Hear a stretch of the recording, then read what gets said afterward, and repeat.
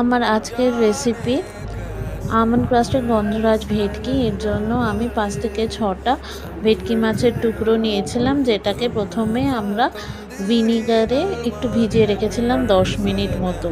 তারপরে এই access ভিনিগারটা drain of করে ওর মধ্যে গন্ধরাজ লেবুর রস, ধনেপাতা কুচি, কাঁচা লঙ্কা কুচি, রসুন বাটা,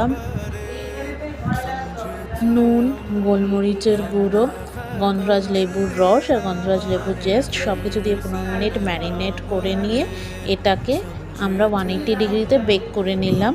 এরপর এর উপরে আমন্ড ক্রাস্ট একটু দিয়ে আরও 15 মিনিট আমরা এটাকে বেক করে নেব।